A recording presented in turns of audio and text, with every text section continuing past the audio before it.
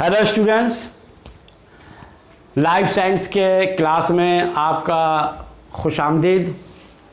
मैं मोहम्मद इरशाद अनवर ख़ान आपकी खिदमत में हाज़िर हूँ। आज लाइफ साइंस में जो हमारा टॉपिक है वो है टाइप्स ऑफ सेल डिवीज़न।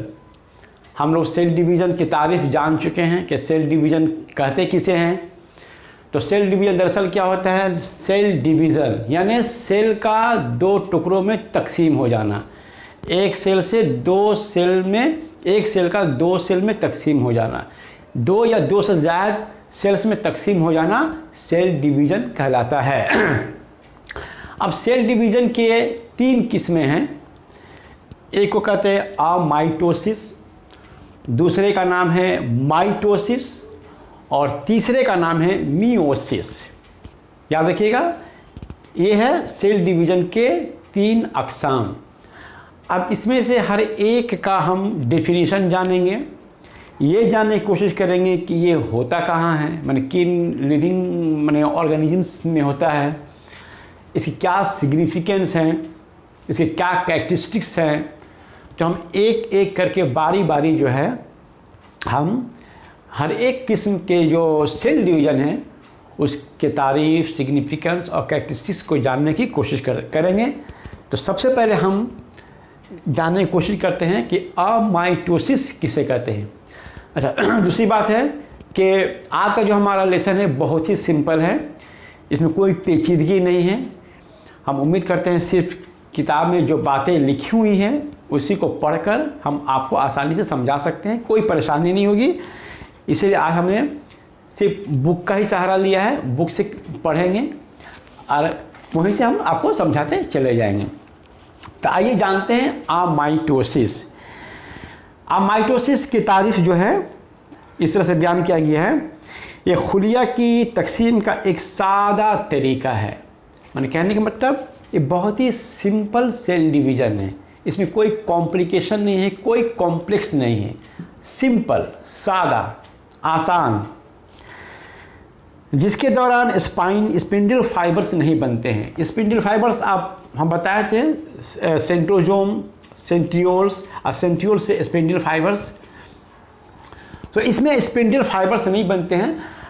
हम जब माइटोसिस का सेल डिवीज़न जब हम आपको पढ़ाएंगे कि कितने मराहिल से ये गुजरता है और उसमें हम तस्वीर के साथ आपको हम बताएंगे, तो उसमें आपको क्लियर हो जाएगा कि स्पिंडल फाइबर्स दरअसल होता क्या है, इसके बनने से क्या मुराद है।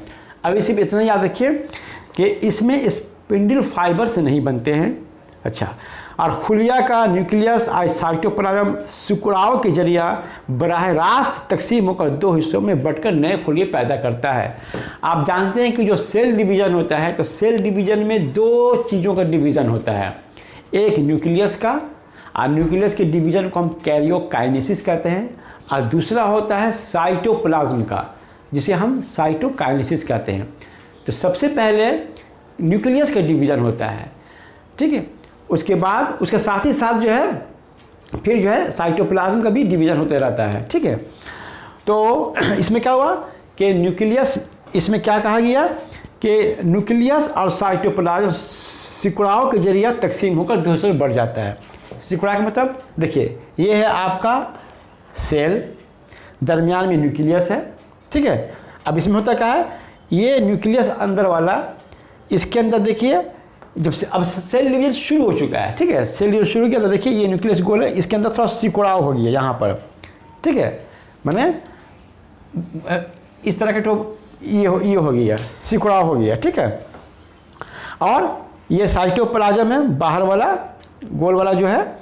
अब इसमें भी देखिए थोड़ा सा सिकुड़ाव आ गया यहाँ पर, फिर ये सिकुड़ाव और देखिए अंदर की तरफ गहरा हो गया और गहरा हो गया, और बीच में न्यूक्लियस है उसके अंदर सिकुड़ाव गहरा हो रहा है। गहरा होते रहते क्या हुआ कि ये देखिए न्यूक्लियस, इसमें एक अलग न्यूक्लियस हो गया, यहाँ पर एक अलग न्यूक्लियस हो गया, और ये साइटोप्लाज्म और गहरा हो गया। उसके बाद में क्या हुआ, ये दोनों अलग हो गया। तो न्यूक्लियस के अंदर भी सिकुड़ाव होता है, जैसे एक न्यूक्लियस दो न्यूक्लियस में टूट जाते हैं, और साइटोप्लाज्म के बाहर भी जो है सिकुड़ाव पैदा होता है, जिससे एक साइटोप्लाज्म दो साइटोप्लाज्म में डिवाइड हो जाते हैं। इस तरह से दो दुख्तरी सेल का जो है तश्कील होता है। तो हमने यहाँ पर क्या देखा, माइटोसिस में एक सेल से इसको पैरेंट सेल कहते हैं, एक पैरेंट सेल से दो दुख्तरी सेल का जो है तश्कील हुआ, और ये सीधा हो गया, मतलब आराम से हो गया सीधा, इसमें कोई जो है स्टेजेस नहीं है। हम जो माइटोसिस या म्यूसिस पढ़ेंगे तो उसमें स्टेजेज है, कई मराहल से गुजरने पड़ते, इसमें कोई मराहल नहीं, सिंपल जो है मैंने न्यूक्लियस में सिकुड़ा हुआ, साइटोप्लाज्म में सिकुड़ा हुआ, सिकुड़ाव बढ़ते बढ़ते क्या हुआ, न्यूक्लियस दो हिस्सों में तकसीम हो गया, साइटोप्लाज्म में दो हिस्सों में तकसीम होकर इस तरह से दो सेल्स जो है बन गए।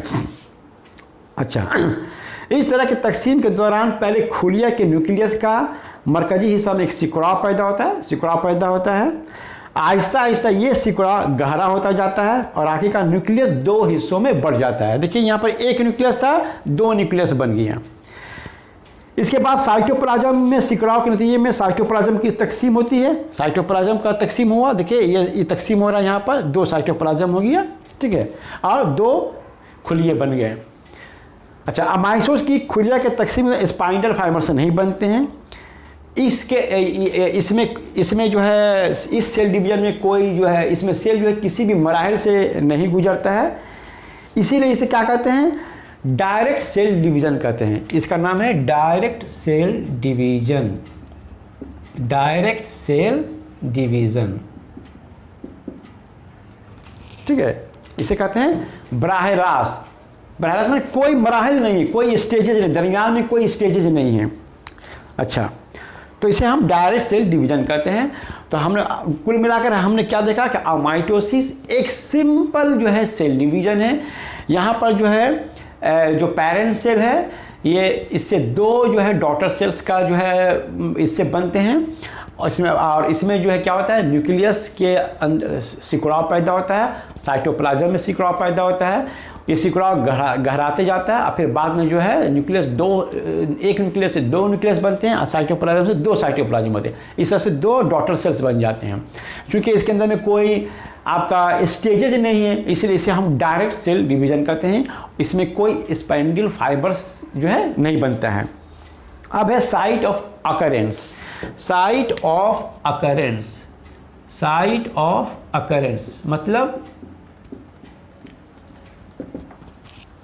ये सेल डिवीजन होता कहाँ है, किन ऑर्गेनिजम्स में होता है। तो देखिए ये यूनिसेलुलर जो ऑर्गेनिजम्स है, यूनिसेलुलर ऑर्गेनिज्म जैसे प्रोटोजोआ, अमीबा और बैक्टीरिया, ईस्ट वगैरह में होता है यूनिसेलुलर, याद रखेंगे, यूनिसेलुलर ऑर्गेनिजम्स, यूनिसेलुलर ऑर्गेनिजम्स जैसे अमीबा बैक्टीरिया, ठीक है, प्रोटोजोआ, ईस्ट, इन ऑर्गेनिजम्स में जो है आपका ये माइटोसिस का से प्रोसेस होता है। अब है इसका थोड़ा सा सिग्निफिकेंस जान लेंगे, क्या इसका सिग्निफिकेंस है। तो ये था साइट ऑफ ऑकरेंस, अब है सिग्निफिकेंस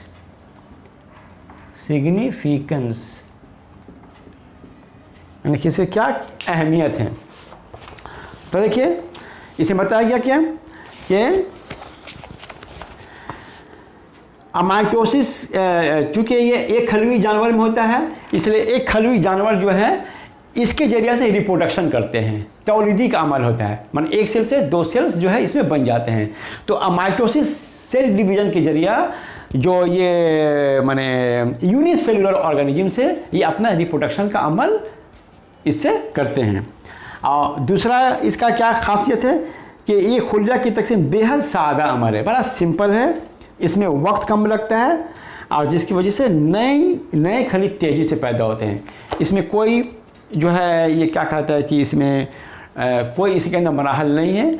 और अगर पूछा जाए कि इसके क्या क्या कैरेक्टरिस्टिक्स अगर पूछा जाए तो आप बोल सकते हैं कैरेक्टरिस्टिक्स में कि ये सिंपल सेल डिवीजन है, इसके अंदर कोई स्टेजेस नहीं है, कोई मराहिल से गुजरना नहीं पड़ता है, स्पाइंडल फाइबर्स इसमें नहीं बनते हैं, एक पेरेंट सेल से दो डॉटर सेल्स इससे बनते हैं। तो ये 4 पॉइंट जो है आपका कैरेक्टरिस्टिक्स में आ जाएगा। तो ये था अब माइटोसिस के बारे में।